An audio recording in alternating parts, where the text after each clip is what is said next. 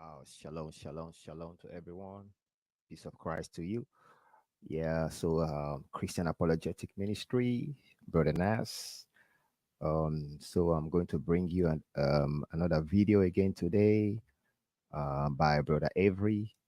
And at this point, he's going to have a conversation with a brother about the verse in the Quran that says the Christians has taken uh, the Christian says Allah has taken a son. And then the verse continues to say, he is all powerful, he is the originator. If he how can he how can he have a son when he has no mate or wife? So the conflict there is the all powerful God don't need a mate or wife to have a son, you know. So that's what Brother Avery is going to be arguing about. He don't need all that. And they misunderstood the sonship of Jesus. The sonship of Jesus is not like literal, like human. It means the unique one, you know, the one from the Father, unique in all kind of way. That's what the sonship means. But we are going to watch the video, and it's very interesting. So him and his brother are going to be going at, they're really going to be going at it. So let's just lay back and watch Brother Avery. Let's see how he's going to address this.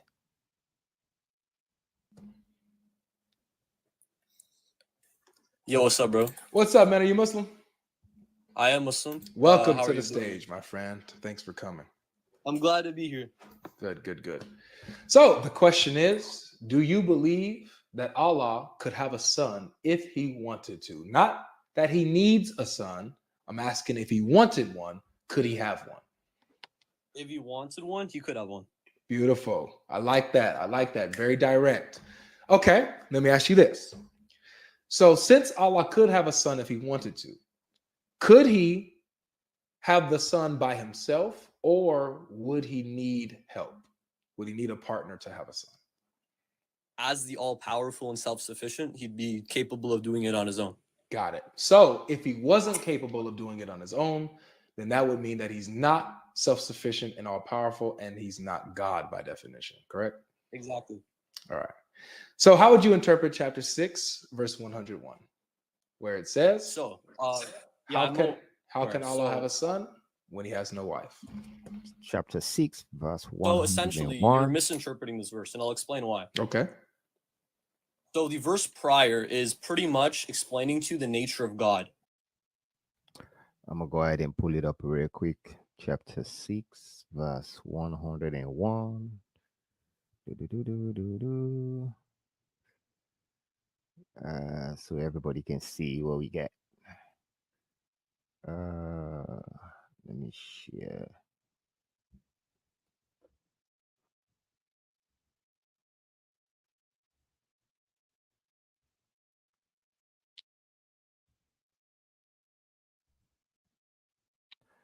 So this is the verse right here. He said chapter 6.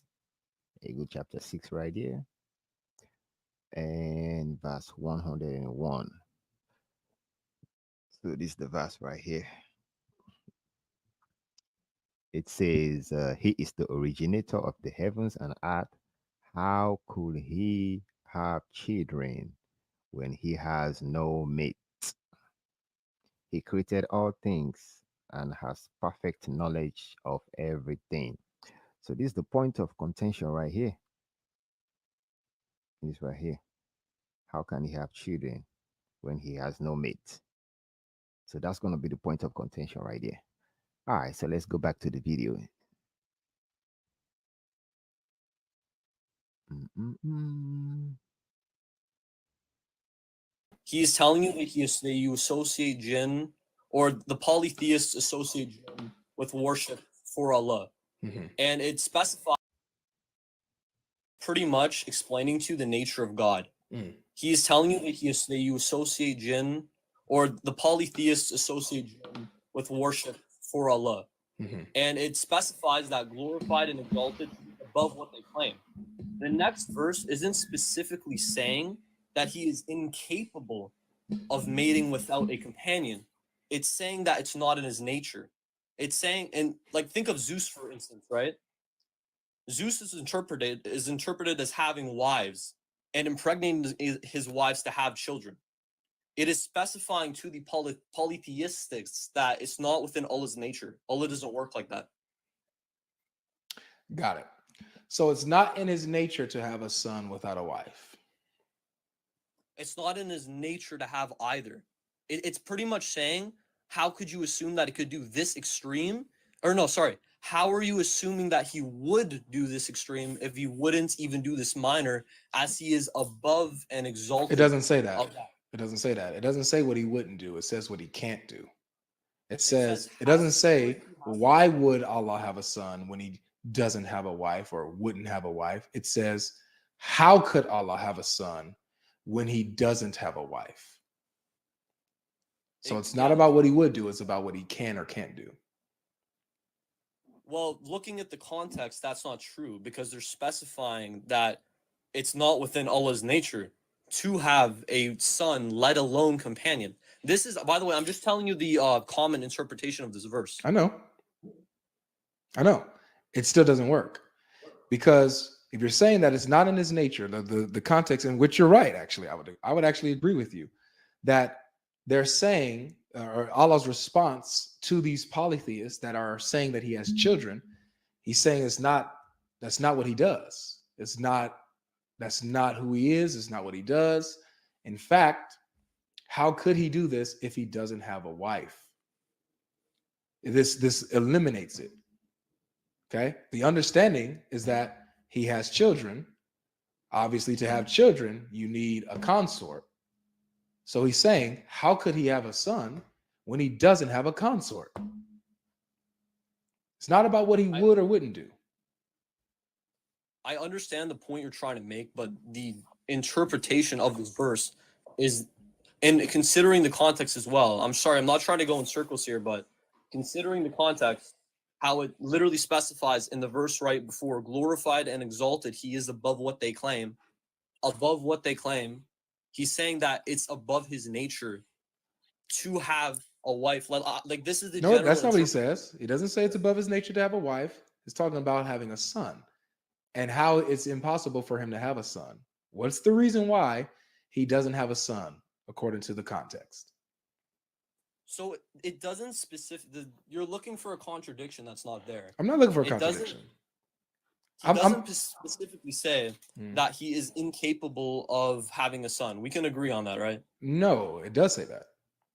No, but does it say word for word, God is incapable of having a son? Oh, it doesn't have to say it word for word, man. If that's what I'm going to explain that, right? In prior verses, if Allah's one of his names is the powerful, the all-powerful, why would we assume?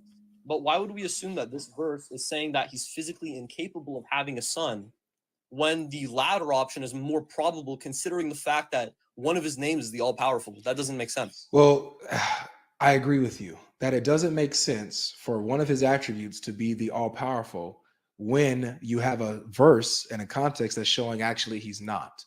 That's why I'm saying, this is my argument, he's not God, because God by definition has the attributes of all-powerfulness, omnipotence. This right here shows that he's not, because in order to have a son, he's dependent on another. So the verse doesn't specify he's dependent. It does. How can he have? Look, how can he have? How can he? How? It's talking about ability. How can this happen? How can he do this if he doesn't have this? So the condition for him to do this is to have this. The condition for him to have a son is to have a wife. So you're assuming that it's the condition, though. Wait, so that's what it says. Like for example, brother, look, if it's like this. If I say, how can I drive the car when I don't have the keys? So what's the condition for me to even drive the car in the first place? So first of all, can I ask that you use Quran.com rather than the Quran you're using? Because I think our sister prior that was on, she was kind of right. It tends to use the harshest forms of translation. Well, sure, no worries, bro. I'm just letting you know, like Quran.com might be more helpful to your arguments if you are trying to argue. It's not because dude, Quran.com itself is not its own translation. It's using English translations. The same English translations that are on Quran.com are on Quranic.com. But if you're more comfortable with me using, let's say, Pictol on Quran.com instead of Pictol on what I'm using, fine. I have no problem with that. But I want you to answer the analogy. What is the condition of me driving the car according to my analogy? If I say, how can I drive the car when I don't have the keys? What's the condition for me to drive the car?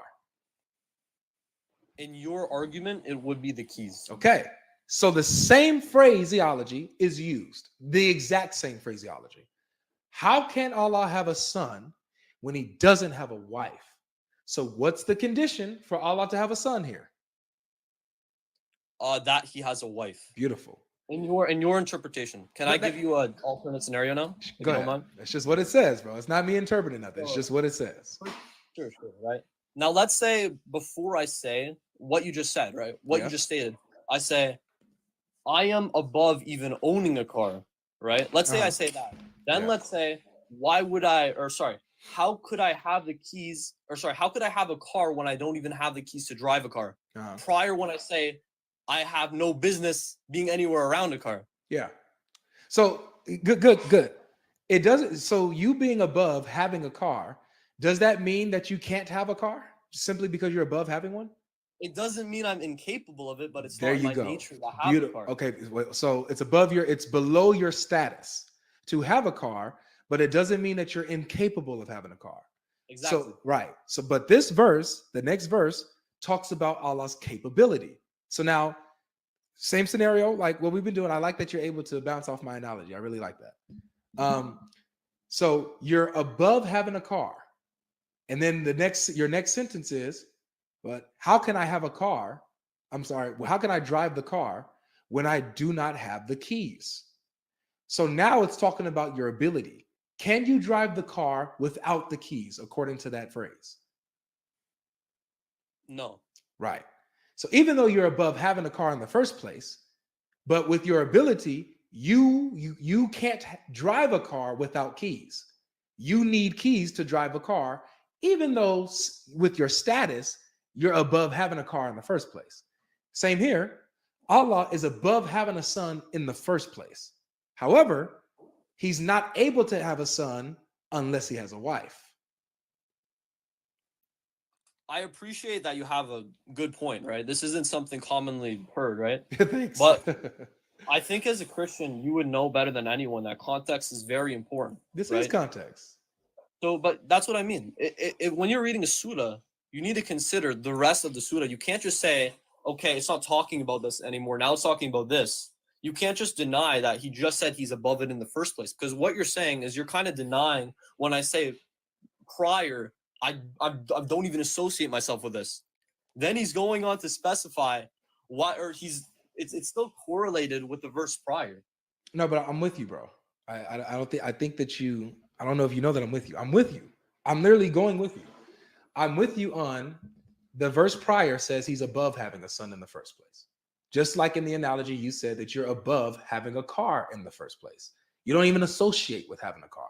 Allah doesn't associate with having a son.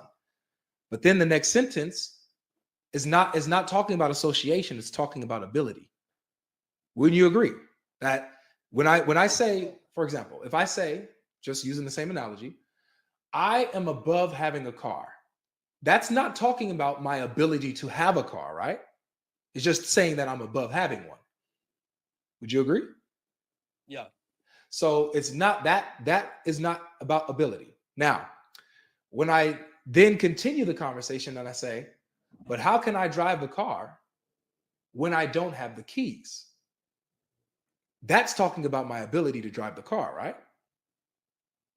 All right, yeah. So I understand your point. We clearly disagree on the interpretation of the verse. I think that's what we can agree to address. We don't agree with the interpretation.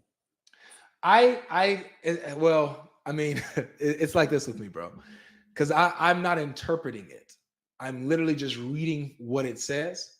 And, unfortunately, it's you guys that have to kind of fill it out, I guess, like fill in the holes. But it's just what it is, man. I can't explain it enough. It shows that Allah has an inability to have a son without a wife, and therefore is not God. All right, let me offer a different perspective. Okay. So we know that the Quran was written in Arabic, right?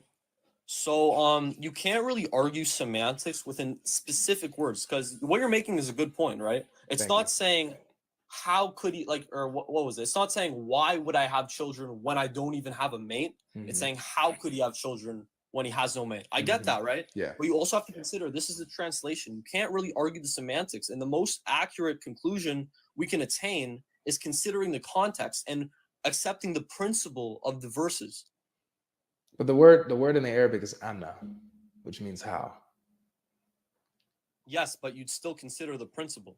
You're arguing over semantics essentially when the principle. No, clearly I'm not arguing over semantics. You are now, because you went to the linguistics of the verse. I didn't. So now you're arguing whether how or why. Do we agree that it's how and not why, objectively? What I'm saying is that here. So how could he have children when he has no mate? He created all things and has perfect knowledge of everything. Mm-hmm. He is the originator of the heavens and earth. How could he have children when he has no mate? Mm-hmm. Sorry, I'm just trying to really think about this from your Yeah, perspective. that's I'm trying good. Sure. I think you understand my perspective, and I think that it's the logical conclusion. It makes sense, but maybe try to find something else to combat it. But this is just, it's really this simple, bro. So even like I'm trying really hard. I'm trying to think of it from your perspective, where I'd accept the fact that it says how over why, Mm-hmm. and not accept that in the verse prior he says he's the all powerful, right? Like, so when you're arguing, right, this is the philosophical principle. I don't remember exactly what it was, but in order to make the best argument against something, you need to give it the best possible case. Yes. If you were arguing in a nullified version of Mhm. what you're trying to debate against, Mhm. it could be invalid, right? I agree. As that's not how primarily people interpret it. So I feel like if you're trying to build a case against Islam, it needs to be a little stronger than like, oh, but he's saying like, because I'm providing a very strong argument for my case, and you're providing an argument for your case. My argument's widely accepted. No, Like, this is the interpretation you're that people go missing with. it. I don't think that you have brought an argument to refute what's being said here. So let me show you that I understand exactly what you're saying and how it doesn't work. You're saying that it's not necessarily talking about God's ability, but it's talking about how God is above doing this in the first place. Like, with it, by his nature, he is above and beyond, too holy, too majestic to associate himself with having a son. So that's Not what too all of this is majestic, talking not too. about. Is that correct? Wait, let's yeah, but let's address this scenario with a less insulting manner, right? Not too majestic. It's just not within its nature. He's self-sufficient. What do you mean insulting? What was insulting? I mean, it's a little critical to say it too majestic. Like, I understand the sarcastic undertone, but let's just keep it respectful, as I'm a Muslim. And if I was debating the Bible, I wouldn't. Do you know what majestic means? Yes, but okay. Besides that, you can continue with your point. It's literally giving him credit for where credit is due, bro. I'm confused. But you're saying he's too majestic to have a kid, but that's not the principle of Islam. That is the principle of Islam. He is Okay, his majesty is too high for him to consider having a son.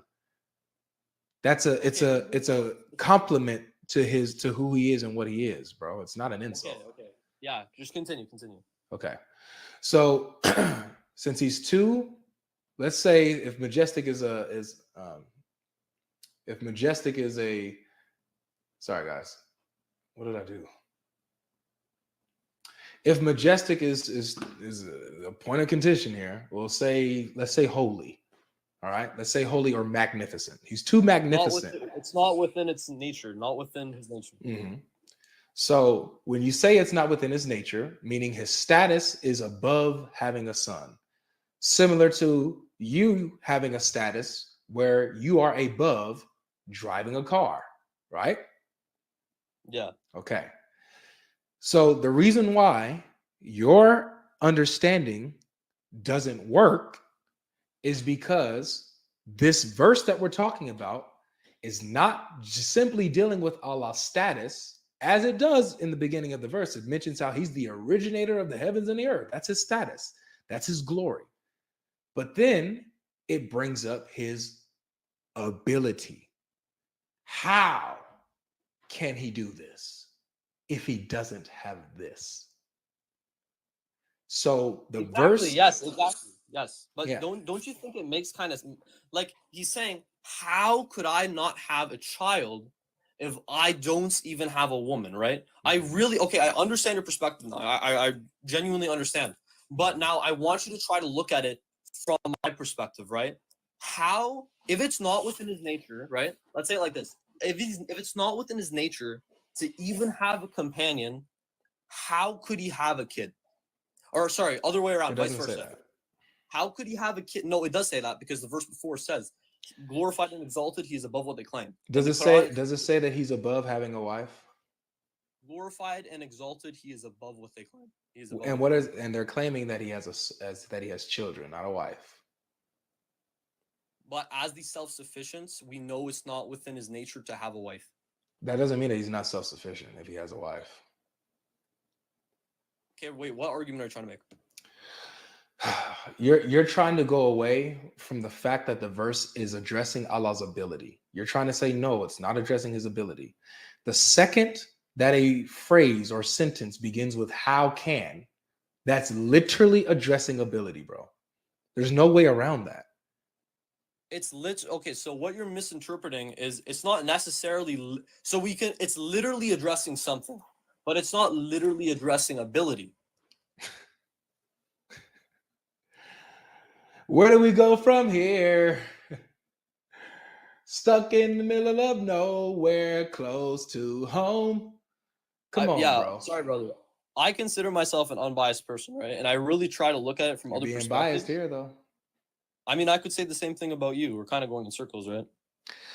I guess so. I guess we can end it here. Or you could bring up another point, right? We could say this one's a stalemate as it's a Well, it's not a misinterpretation. stalemate. You were unable to deal with what your verse says. It's not a I stalemate. mean, no, I'm justifying it, but you're not. I could say that you're not considering the How do fact you that justify a verse talking about Allah's inability to do something? How do you justify that? it's not. It never says inability. It says how could you have Oh, a so son? wait, does it have to say the word inability to address someone's inability? Pardon? Does it have to say the word inability or ability to be addressing someone's ability? Yes. So the exact With, word fallacy. without very specific context, then yes. But again, I asked you with the analogy of the car and the keys. You said yes, that's addressing your ability to drive the car because you can't do it without the keys. You do not have the ability to drive the cars without the keys. Come on, exactly. man. So exactly, you said exactly. So it says, how can Allah have a son when he doesn't have a wife? So can he have a son without a wife? That's the whole thing, though. That's the whole point. He can't because it's not because prior he literally says. So when you say can't, what is that addressing? When you say can't, what is that? That's ability, is it not? As in can. Sorry. So here, let's talk about this. He's the all powerful, right? No, he's not. Okay, apparently. No, in my interpretation, he's the all powerful, right? What do you like? This is the argument. But this is the argument. What he wills will be. If it's not within his nature, i.e., i.e., he won't will for him to have a companion, then logically he wouldn't will for him to have a son. Could he if he wanted to? Yes. Okay, logically thank you. So we're not dealing with will. We're not dealing with his decree. We're dealing with ability. So we already got past that. We already said if Allah willed, could he have a son? You said yes. Right. I said if Allah willed, could he have a son by himself? You said yes. Or else if he needed someone to do that, he would be insufficient and therefore not God. We already got past the will. So this right here is talking about Allah's ability. How can he have a son? Let's say if he willed it and wanted to have a son, how could he have a son if he doesn't have a wife? The So point is, could he definition can't. of- The definition of could is used to indicate possibility, right? Sorry, I'm really trying to Yes. decide. So, sorry, I'm pulling it back up. I have multiple tabs open. Chapter 6, verse 101. Yeah. The word can or could indicates ability.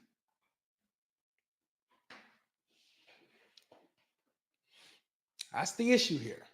If he's unable to do this without a partner, then he is not self-sufficient and not God by definition, as we agreed earlier. I understand your point, right? I really do. So let me just read this out to myself in my head. Let me try to make sense of this. Okay. In the meantime, as he reads that, guys, make sure you guys give a like on the stream. We got 2,500 people watching, so make sure you guys, each and every one of you guys, are hitting that like button. Also, I think it's today going to be live with Alex Estrada, brother Alex. We're going to be going live with Radar Apologetics on Christ Forgiveness channel in about 40 minutes or so. All right. All right. So after reading the verse, I still don't see how it specifically indicate because it would make sense. It would be a reasonable assumption if we didn't have context, right? But we do. We know he is glorified and exalted. We know this because it says it in the verse right before. So why would it be addressing the inability when we literally know he is able? And But it you, says he is but you able. don't know. He just said he's not able unless he has a wife. No, it says it's how could he have children when he has no mate? So can he have You children can without a also mate? think of it as his nature. Can he have I'm children saying without a mate? he can, but how could he? No, No, hear me out, brother. Actually, hear me out. I'm trying to get you to understand this, right? I'm sorry. Give me a chance. Sorry. Give me a chance. Give me a chance, man. I'm Give me a giving chance. you a lot of chances. All right. He can, but how can he? No. He could. No. Straw man, bro. He could. Oh He shoot! can- You guys are He enjoying, can, man. as the all-powerful being, right? How Can can he? as the all-powerful being, but Mm. how could he when it's not in his nature? So he can't do it then. No, he can, but he won't. That's what it's saying. How can he All right, bro. if it's not within his nature? Do you understand what I'm getting at? Unfortunately, that's not what the verse says. But that's It how doesn't. you're It doesn't say interpreting how it. can he when it's not in his nature. Even if it said that, it would mean that he can't do it. He has no attribute or ability to do it. It's not in his nature to do it. He has no ability to do that. So he has an inability to have a son according to his nature. Brother, He but can't as do the it all-powerful, why would you jump to that conclusion if there's another because he's conclusion not all powerful. Okay, here, let me give you this. There's two possibilities, right? The first possibility is that it's directly relating to his ability. The second possibility that it's referring to his nature, right? Why would it be assuming to his When you say nature, bro, what do you mean by nature? I mean that the Muslim belief is that it's not within God's nature to have kids. That's what You just differentiates us repeated from. it. What do you mean by nature? So, okay, I'll explain. Allah can do everything according to Islam. Is that part of his? Is that an attribute that's part of his I'm nature? about to explain this. Let me finish, brother. No, So- we got to break this down. Is him having the no. ability to do anything part of his nature? That relates to his ability. He has the ability to do everything. I don't think you know what nature means. It's not okay. So, okay, look. Hold on. Sorry, hold on. No problem. Moderators, can you mute whoever is saying crazy stuff in the chat, like Allah is GAY and stuff like that? Mute that person. Guys, we don't.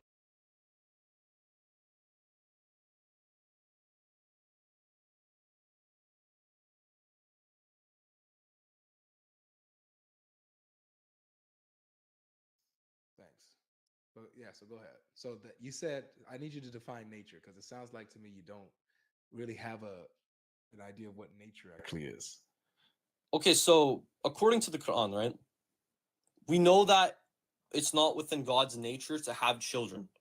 This doesn't mean he's incapable of having children, according to the Quran, right? When you say that it's not within his nature to have children, that literally means he's incapable of having children. No, it means he chooses not to. No, no. Nature is what you are. Nature is what you are. The things, the attributes and operations of your being. That's your nature, Yes, man. but yeah, okay, for sure, right? But as the all-powerful, he can really choose his nature. He can choose his nature. So Allah can choose to As an all-powerful being, can he can, not choose his nature? can Otherwise, that Allah would be can Allah contradictory. choose to not be God? That's a philosophical question that you can ask the Jews, the Christians, etc. I think we gotta cut it here. But I do appreciate your participation, bro, and everything. It was I it was hope I cool. gave you I hope I gave you the Muslim perspective. I'm trying the best I can, brother. I would say I that hope I gave you you knowledge. I would say that you did the best at giving a decent response. You gave a like you tried, and with your response, I feel like it was decent but inadequate. But Is there any it's other good. questions you have before I go, or like is that it? Who's on Is the there straight? anything Yeah, else you want to who's on the straight path? address? The Muslims. Okay, Sorry, what? I don't understand, brother. God is not on the straight path, I mean, he made the straight path, right? He's not right? on any path. So the people, so the persons who are on the straight path can't be God themselves. It'd be his followers. I got you. I agree. All right. So here's my other question. Chapter 11, verse 56. It says, surely my Lord is on the straight path. Chapter 11. Sorry, what was it? Verse 56. 56.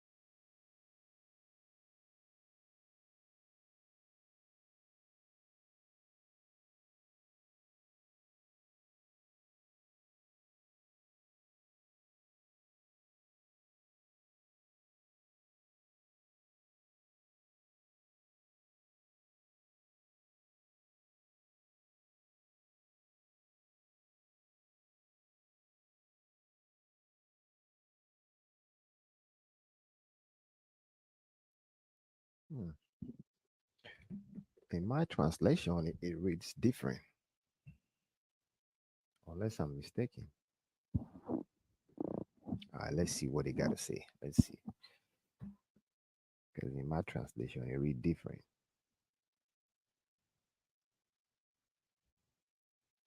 It says, I know for sure he says chapter 11,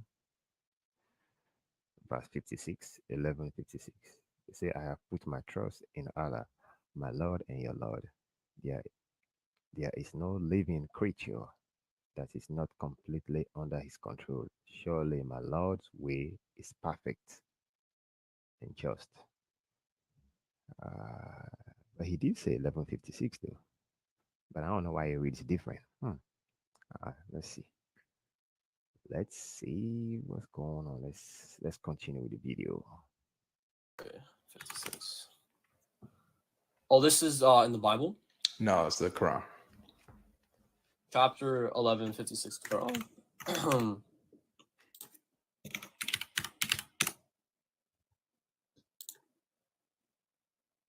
Where is this? Oh, this is this Chapter 11, Hadith? verse 56 in the Quran. Let me open the Quran.com.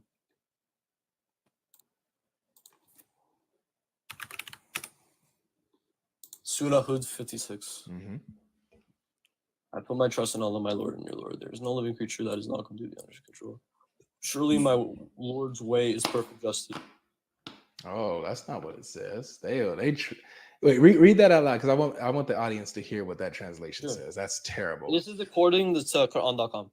No, by what the way. translation is it using though? You want me to find you want me to read it or like look for the translation? Well, you said it's according to Quran. Like I told you before, Yeah, Quran.com has English translations that it uses. You can pick which one. Do you want me to, which one is this the one? physical Quran if that's not adequate? No, just I'll open the- what Joe, I have just it right what English translation is this? It should say right at the top.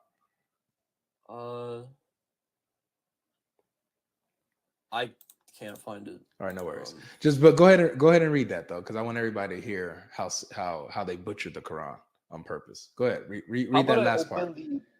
Here, do you mind if I open the English translation so we have? Yeah, after just read that last part again, please. I have put my trust in Allah, my Lord and your Lord. There is no living creature that is not completely under his control. Surely my Lord's way is perfect justice. Surely my Lord's way is perfect justice. And then there's an alternate. That is a butchering of the text beyond butchering. It's crazy what the Muslims do to their own book because they see the problems. There's a footnote that says, I just found it. It says, LIT, my Lord is on the straight path. Yeah, so that means the literal reading is, my Lord is on the straight path. Why would they butcher the text like that? That's a good question. I'm looking in my physical Quran right now because it'd probably be more accurate. 11:56. I have put my trust in God, my Lord and your Lord. There is no living creature that is not completely under his control. Surely my Lord's way is perfect justice. This is the physical Quran. Yeah, you're using the same translation that the Quran.com uses. If you want, I can like turn on my camera and show you. You don't know, brother. You don't have to show. I know how Quran.com works. I know that you're reading. I mean, like my book. I'm saying. I get it. So it's the clear Quran. Is that what's on the cover of your Quran? The clear Quran. Yes. Oh man, yeah. That one is terrible. It gets so many things wrong. But okay. Why is it terrible? Because it mistranslates your what the Quran actually says in many places, including this one. Because as you saw, do you speak Arabic, brother? No, I just study the Arabic in certain verses that I read. So I use lexicons, I use corpuses, so I know, what the words are in the Arabic, in a lot of places. Not all, but I mean, what translation are you using? I'm using anyone but that one. But regardless, I use sometimes Pickthall. I'll use Halali Khan. Those are two doctors, two Muslim scholars. Halali Khan. That's the one I use the most. I use one called Arbery. But it doesn't matter because we don't appeal to the English. We appeal to the Arabic. But as you saw in the footnote that it had on Quran.com, it said literal, LIT, which means literal reading, is my Lord is on the straight path, right? Yeah. So if Allah is on the straight path, then he's not God. because God is the one who made the straight path, and the people who are on the straight path are believers and people striving to do good. I mean, God himself that's can't be on the straight path. and he can't be on the straight path because he created the straight path. Correct. He's the destination. The path is to get to him, is to get to God. He's supposed to be the destination. So if he's not the destination, but he's on the path just like you and others, then he's not God. He's on his way to God like you are. Can I tell you what I'm thinking? Because I don't think I don't have any arguments like in the chamber for this verse. So I can tell you my interpretation and maybe you can refute it. Sure. So in the Quran, we know that Allah is closer than your jugular artery, right? Uh-huh. So maybe that it's saying that we should be on the straight path because we will find God on the straight path. If you understand what I'm getting at. That you should be on the straight path because you will find God on the straight path? That's how I'm thinking about. That's how I'm thinking mentally to justify it. Yeah, that's tough, bro. Let me ask you this. Would it make more sense to say that God is the path himself instead of that God is on the path? That would make more sense. I agree. That's what the Bible says. Jesus says, I am the way, the truth, and the life. Jesus claims to be the path itself, not that he's on the path. So that's a claim that we would expect to see God say, which is why we also believe that Jesus is God, because he claimed it. He said he himself is the way. He's the path. He's not on the path like Allah. All right, so I honestly don't know the Arabic to decipher that verse, so I'm not going to argue upon it, but it's a good point. I'll give that to you. Thank you. I have a question, if you don't mind. I don't mind, man. You're cool. What's your question? All right, so first of all, this is probably one you get a lot, but if Jesus is God and God is the all-knowing, how does he not know when the day of judgment is or when the horn will blow? The hour is what you're talking about, but he does know. The hour, yes. Yeah, he does know. In that verse, the word is oidin, which is used to mean to declare or to make known. So he's saying it's not for any human or the angels or the Son to make known the hour, but the Father makes it known. Do you know the verse actually? So like, yeah, I can pull it up. It's Mark chapter 13, verse 32. So he's saying it's not on his authority or angels or men to make known the hour. It's for the Father to make known the hour. The word used there is no, but in the Greek it's oidin, which also means to tell or to declare. So he won't be aware of it, but he won't declare it. Correct. He's aware of the hour, but he doesn't tell the hour until it's time to tell it, until the Father. Is there a Bible that has that translation that I can refer to if it's more accurate? No, like it uses the word no, but you just got to understand the context and the way the word is being used. Like, for example, there's other verses in the Bible where the word no is used, but in a sexual context. Like it says, and then Adam knew his wife, Eve, and she bore him children. It uses the word no. But you see how like it's used in a sexual context. Instead, it's not talking about, cognitive knowledge.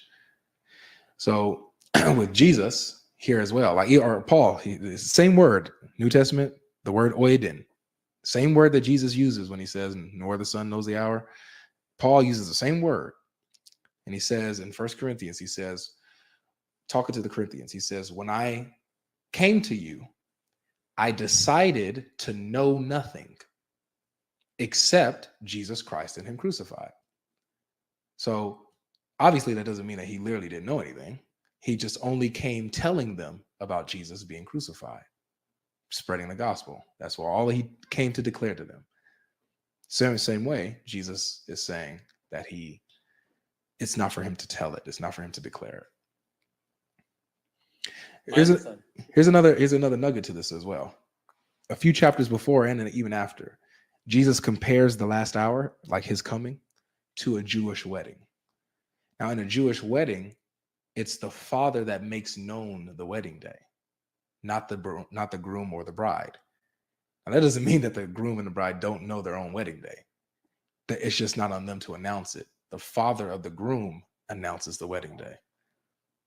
So that's how Jesus compares it. I understand. Yeah. Good question, though, Got man. one more question for you, if you don't mind. Sure. So, in the Bible, it says, so before Jesus, peace be upon him, is crucified, right? He says, my God, why hast thou you forsaken me?" Right? Yeah. It seems as though so, and this is something that just intrigued me, and I want to get your input on it. According to Islam interpretation, obviously we don't believe Jesus was crucified, right? Mm-hmm. So when I read that verse, my God, why hast thou you forsaken me? In my mind, I would think it's more accurate to the Jew that he's, replaced with Jesus, because that's the Islamic belief, rather than the son asking the father why he's forsaken him, when if Jesus is God, he has the power to remove himself from that scenario. Right. So that's something that's a question I have. Well, yeah. So really what he's doing is he's quoting a prophecy. He's quoting Psalm 22, and the Jews are around there listening. They're hearing what he's saying. And the Psalms and the Hebrew scriptures, they were always recited amongst the Jews. They memorized this stuff.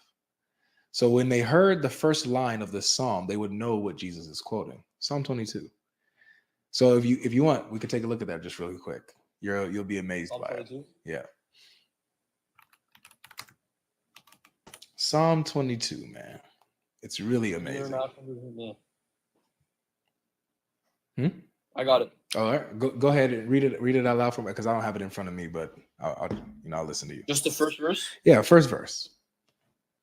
My God, why have you forsaken me? Why are you so far from saving me, so far from my cries of anguish? Sound familiar, right? That's what Jesus said. Yeah.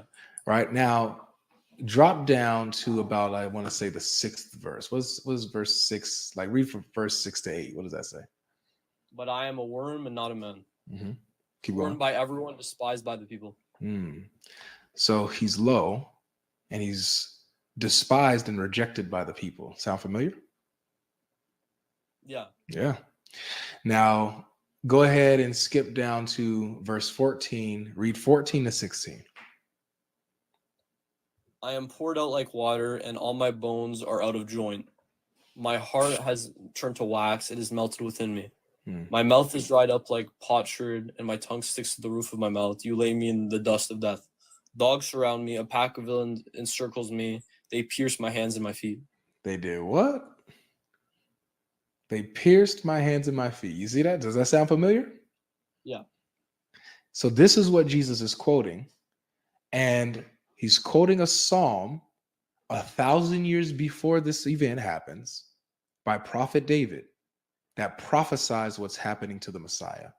So the Jews that are there at the crucifixion, the ones who handed him over to the Romans to be crucified, the ones who are mocking him while he's on the cross, saying, "You're the Son of God, come down, save yourself. You saved others," scorning him, rejecting him. All of this was already foretold. And when they hear this, when they hear him quote Psalm 22, they'll recognize it. Oh, this is happening right now. This is being fulfilled right now as we speak. We're the ones doing this to him. And maybe they will come to repentance, but they still reject it. So you see, yeah, go ahead. So he was fulfilling a prophecy that was foretold in the past? That's correct. Okay, I understand. So if that's the case, bro, now you see that's Psalm. That's not New Testament. That's not the Injil. That's not Christian writing. This is Psalm, the Hebrew, the Zabur, the Quran calls it. In the Psalms, we have the prophecy that the Messiah will be crucified, will have his hands and his feet pierced, right? So, and then the gospel comes and then confirms that. So then why would you follow someone who comes 600 years after Jesus that says, actually, no, this didn't happen, when the prophets all align and say, yes, this did happen. God said it would happen. Is God a liar? I mean, I'm genuinely thinking about it. Like, yeah. I'm trying to. That's something to think about, bro. So you don't have to give it. I just want you to think about it. I want to get your gears turning. So, okay. So you're more than welcome to come back anytime, bro. We can talk. We can go We could just talk about Christianity. We could talk about the scripture, talk about Jesus, all this stuff. We don't even have to touch Islam. And I'll show you all of this stuff, bro, and how the prophets all. Here's the one thing that Muslims have right, that all the prophets taught the same message. They preached the same message. Here's the problem with the Muslims, is that they get the message wrong. The Muslims just get the one message wrong. The message that the prophets were consistent on teaching was that God was going to come in the flesh and redeem mankind of their sins himself, because man can't do it. He was going to do it for us. I understand your perspective. What I'm confused about is if Christianity is true, why hasn't the Bible been preserved throughout its time? Because, according to what? According to who?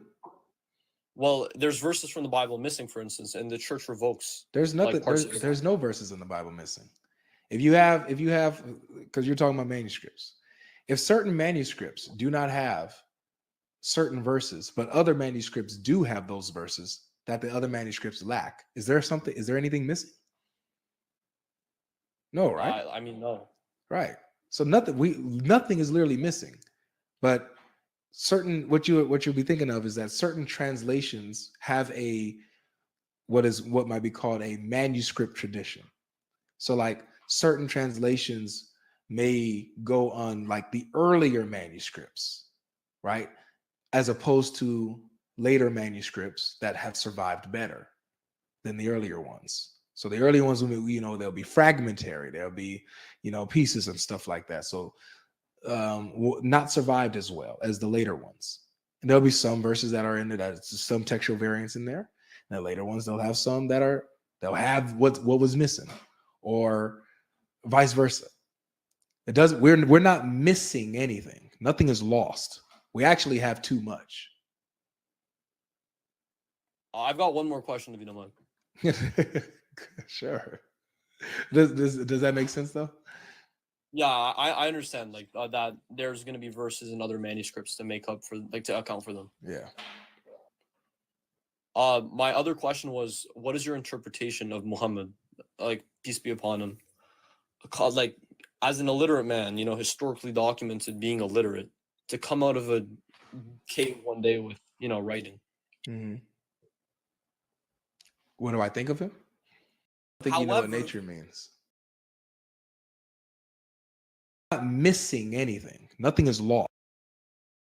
You used to hang with a guy named Waraka, who was a Gnostic Christian in his area, who used to tell him stories, and he used to even write the gospel. Okay. I think that. Okay.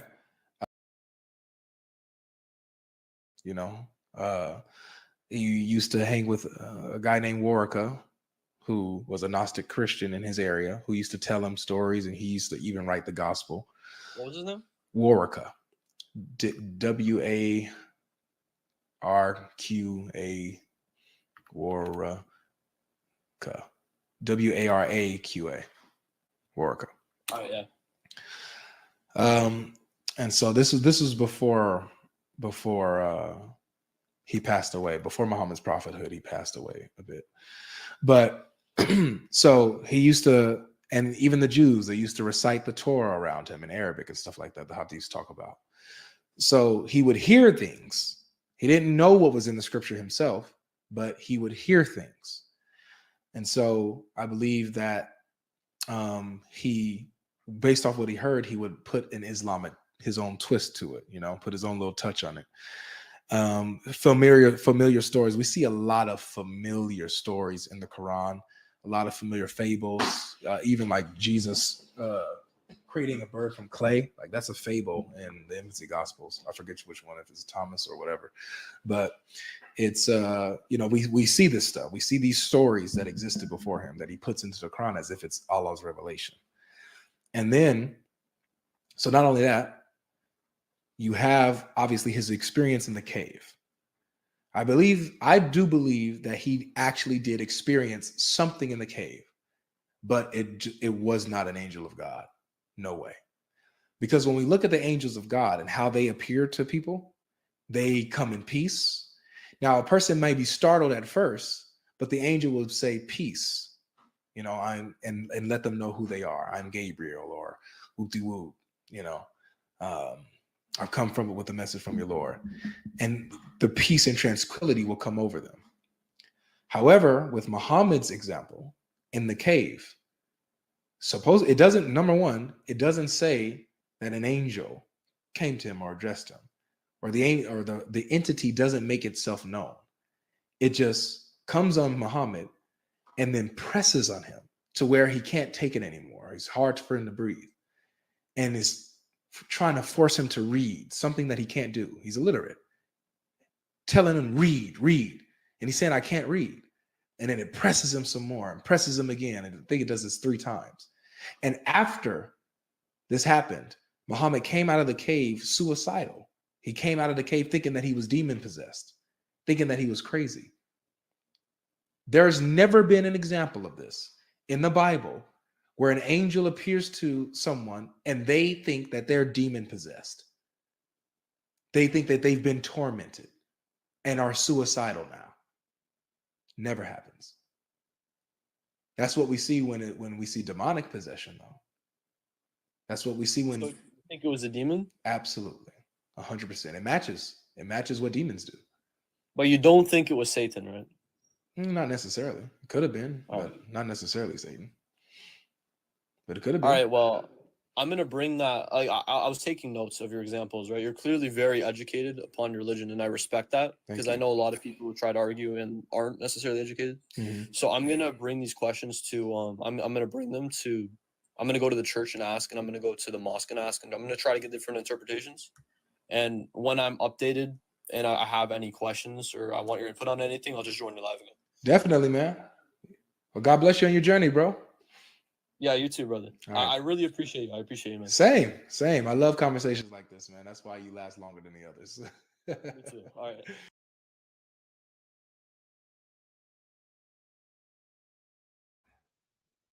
Sorry, I was muted. So this the end of the conversation with this brother, and every always have some nice sessions. I love this brother. I just love to sit back and watch him do his thing. I learn a lot from him, and I always go back and do my own research and try to see if what he's saying proves uh, the evidence.